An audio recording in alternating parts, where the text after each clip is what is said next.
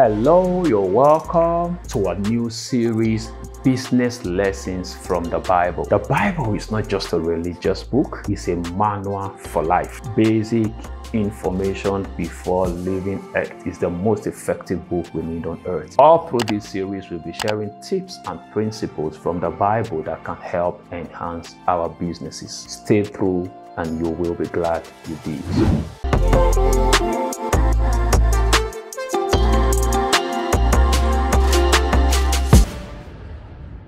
Welcome to yet another episode on our series, Business Lessons from the Bible. Today, I'm talking on a topic I titled, You Are the Solution You Have Been Waiting For. In fact, every other person is waiting for you to arise. Let's look at the scripture from John 5, from verse 5. It says, beside the pool was a man who had been sick for 38 years. When Jesus saw the man and realized that he had been crippled for a long time, he asked him, do you want to be healed? The man answered, Lord, I don't have anyone to put me in the pool when the water is stirred. I try to get in, but someone else always gets in first. Jesus told him, pick up your mat and walk. Right then, the man was healed.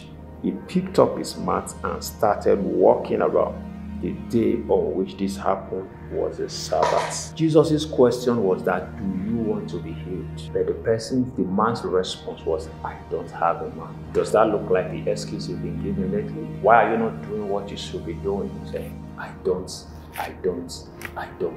You focus on everything you don't have. I realize that the word birth is an eraser. Look at it this way. I would have been a great man, but I did not go to school. The word birth erases everything you had wanted to be and live. I did not go to school. I want to be an excellent person, but I just have my weaknesses in this place. The word I want to be an excellent person is erased by the word birth.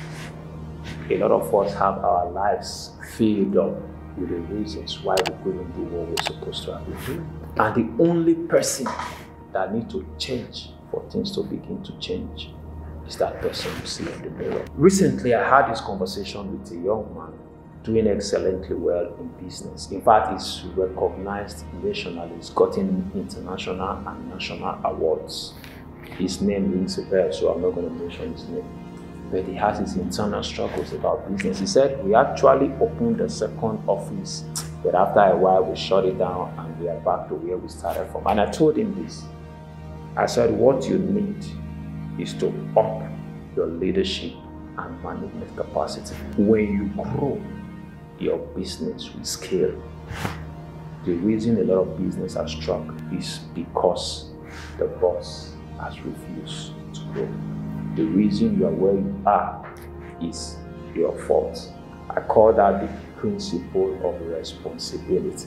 When you place responsibility on yourself, on the reason why things are not working, it's easier for you to tweak things and turn things around, rather than placing that responsibility on somebody else. In fact, someone said that if somebody else is the reason why you're not where you have to be, you have to practically wait for that person to die or change before you can get to where you want to be. I think it's easier for you to change yourself than waiting for somebody else to change before you can become. So these are a few action steps I've lined up here. Set yourself. You know, we hear of the word SWOT analysis when it comes to business. Do a SWOT analysis on yourself. Sit down, take a piece of paper, demarcate it into 4 right: strength, weakness, opportunities, threat. Look at the strengths that you have, identify them, itemize them. Then look at some of the things you're struggling with, your weaknesses. Then go back under your strength, look at the opportunities that your strengths can take advantage of. Then go back to your weaknesses, look at the threats that can hang on your weakness and pull you down, which is what a lot of us focus on too much. But when you do this, you know how to work to navigate your weaknesses, and know how to use your strength, enhance your strength to take advantage of those opportunities. Once you have done this, of course, you're going to notice some gaps, the reason why you've not been able to maximize your opportunity with your strengths.